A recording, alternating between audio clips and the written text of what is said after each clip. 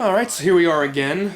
I guess this was probably the most popular video of this series, like at least I would guess so, because it has the most views of any of the other ones in the series. In fact, the other day it got into the number 3 spot of my top viewed videos, so I'm really proud of it for that, and I love this opening right here. I did quite a bit of work on that, and I did scour the internet for a really high-res photo of that poster so I could start zoomed in really tight and pull out. I love his shirt, the Mississippi Air Force. I'm from Mississippi myself, so I just find that really funny. They then meet Tsuruhime, or Crane Princess, who reveals that they are all the descendants of that same group of ninja, and now must take up the Kaku Ranger power in their ancestors' stead. Tsuruhime becomes ninja white. People have commented that Saizo has the light blue costume. Usually, only female Blue Rangers have a light blue costume, whereas male Rangers have the dark blue. I like it as a light blue. It's nice to have do a different thing. I mean, obviously this season's this series is sort of different too, with having a female leader kind of. Sasuke sort of takes over that role from her and gets top billing. It kind of annoys me a little bit. He eventually kills the Kaku Ranger's mentor. Again, just like with Die Ranger, I didn't watch all of this series. Like Daimao, I'm familiar with that. Being a Dragon Ball fan, like Piccolo, Daimao. And also Dragon Ball is loosely based in Journey to the West as well. So you have like Ninja Man riding his little Kinto, and you'll see in a minute. It's like Goku. But yeah, I didn't watch that much of this series, just like with Die Ranger, probably even less because there wasn't much in that. But as I said before, this is originally going to be 3 parts. I would just put this in with the Die Ranger video because I really didn't think there would be that much difference between the way Season 2 was done and the way Season 3 was done. So I'd set it all up in Season 2, and then basically they did the same thing again in Season 3. I just have to fill in the details. It was really, really different, it turns out, when I really started to sit down and do research on this. And with the Die Ranger video ended up being so long, because remember there was still a 10-minute time limit back a year ago, that I had to pull it off and do its own video. And at that point it was going to be 4 in this series, but I just didn't really have time. Well, actually, by the time I released this video, we did go up to the 15-minute time limit, but I didn't know that when I was writing this, or filming it, so I just didn't have time to put the ending in there. Rather than really rush out an ending in a couple of seconds, I decided to expand that into its own video too, so that's why I ended up with 5. But I had an episode guide. In Bulk and Skull fanfic writers, there's your /fic material right there in that image. I had an episode guide, and I watched the episodes I thought were important to both its story and the Power Rangers story. And it took me a really long time to figure out all the different mechas in this one. I guess this is probably, all the ones I've seen since then pretty much have different, multiple sets of mecha. That seems quite kind of excessive to me, like they're really trying to sell as many toys as possible.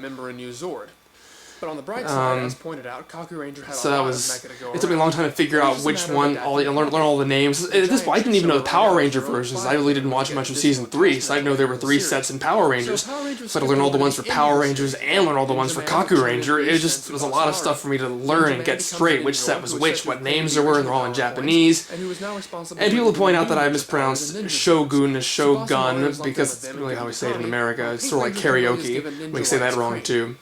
Oh, another thing about the colors here, just, they don't use mechas that have pink in them a lot. But really, I want to see the Sentai series shake things up a little bit in terms of gender roles, just like with Saizo having the light blue costume. I want to see a male Pink Ranger. I want to see a male Ranger that has a skirted costume. I'm kind of subversive like that. I would really interest me quite a bit. If they had a Sentai show or a Power Ranger show where they had a pink male Ranger or a skirted male Ranger costume, I would watch it just to see that. But I'm kind of crazy. While this meant that battles were much more dynamic than when reversing, so yeah, things were a lot different here. It had the unfortunate side effect of having that stupid part. That might have been what stopped me from watching the show. I lost it. I did watch the movie. I going to go see the movie in theaters, but this is just about the time where I sort of fell out of the series, as I said before. I always thought it was weird how in the movie when they were in the ninja costumes, their faces would be visible, but in the TV series suddenly had these masks over them, and I guess I realize now that was to hide the fact they were using stunt doubles. In previous seasons, single-episode, self-contained plots reigned supreme for the most part, with notable exceptions like Green with Evil and Doomsday. But yeah, coming back and watching these episodes now, I think I would have really enjoyed this season had I watched it at the time, because just the fact that it has these overarching storylines, which is what I really always enjoyed, much over-episodic plots. That didn't even have a pink-colored ranger, And how they really seem to have matured and how they adapted this stuff and, working these kinds of real-life things into the storyline. That seems really interesting to me, and I'm sure it would have interested me as a kid, too. The second reason was to give an excuse to get back to the early Kaku Ranger mecha footage they had to skip over. So yeah, watching these in preparation for this, it really did show to me how much better they wrote the cat being an evil mole than they did as Tommy. Because I mean, Tommy had no. It was fun to see Tommy chew the scenery like that, to see Jason David Frank do that. But really, who would be fooled by that? It's much smarter just to have her, pretend to be a good guy and really get into their inner circle, and then do evil things when they're not paying attention. It just makes more sense. And Zed devises a way to coerce the Rangers into becoming... But yeah, then you have all the different Zords showing up in the different orders in the mechas in here, and, if you really start thinking about it too much, it doesn't make much sense how they all seem to correspond to one another and can mix with each other, and just really... When you know the source material, when you know what happens in Kaku Ranger, it really just... Like I said before, all the seams in reality sort of really, you really become visible. But yeah, this is really a much darker story and a much more, well, at least a much more complex story than we've seen before. But just, geez, having almost all the fight scenes taking place in this really happy-looking park, it just ruins the tone for me, I suppose. Because you have this really... complex, darker story, but everything just looks all happy and cheerful in terms of where the battle locations are. It just seems they really should have put some more effort into where they filmed this stuff, or I guess they really couldn't have used any more Sentai footage than they had. That is so weird. I don't think I knew that until I watched Linkara's video that they'd done that. I guess they really wanted to sort of tie into the way the Sentai footage, the Power Rangers had done up to this point, where you had that sort of ultra form. By training for the Pan-Global Games, and has to further limit her duties as a Power Ranger. But Rita and Zed are still focused on... They didn't really have ultra forms in this series because of the fact, I guess because they had 3 different sets. Making her so exhausted that she ends up falling from the balance beam and hitting her head. Yeah, for a kid show, this is just really interesting plotting, and I'm kind of disappointed that I stopped watching the show mostly by this point and missed all of this. But she manages to recover the pink power coin and escape. And this is the way it always is in TV shows, too. If you have a couple, an on-screen couple where one of the actors leaves the show, they're going to break up at some point, and it's always going to be the character who leaves. Because you always have to keep your sympathy with the character that's still on the show, and to a certain extent you're always going to have the person doing the breaking up seeming kind of like a bad guy. And so you had to be careful with breaking up with Tommy because we had to care and root for Tommy.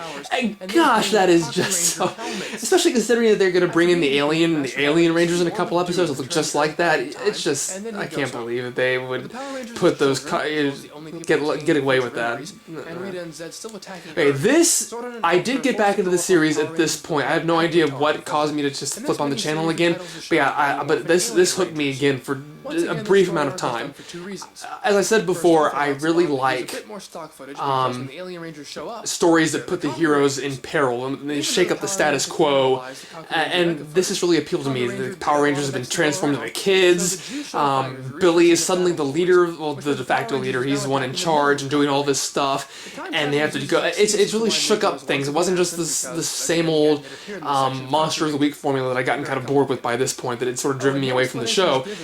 Things were happening, different things, interesting things, darker things, especially when you get to the end when the command center blows up. That just, whoa, that really caught my interest again. And so that's why I started watching the show again, was when this stuff was going on. Zordon's only solution to fixing the time travel and getting new powers is to retrieve... And as I said in the video, the sort of time traveling thing doesn't make too much sense when you think about it. But again, I just thought it was so good and so interesting that I could overlook that.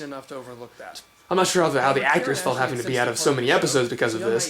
That's just terrible getting rid of Aisha like that. It just based on how well they got rid of Kimberly, it just didn't make any sense to go to Africa. And I thought it was really funny when Rocky finally came back to his normal form. Suddenly he had a totally different haircut than he had before, which is different from both his kid version and the version he had when we last seen that actor. Power Rangers had begun to dwindle, so there was no use putting off. I loved this. I loved seeing this. Nothing gets you more into the show than seeing something as epic as this happening. In spectacular fashion. And so, on February 17th, 1996, children across the nation were traumatized as they witnessed the command. But yeah, I really wanted to. I love this ending where I just said, that's the end. Oh wait, no, it isn't. So I really couldn't have. Even if I had time, I think I would have preferred to have had the conclusion as its own separate video, because this is. I like this ending. I guess I do have a couple more jokes after I sort of take on the more serious documentary style. I can't help it. I'm just silly at heart. Alright, well, I'll see you next time in the final video of this commentary series. Alright, bye.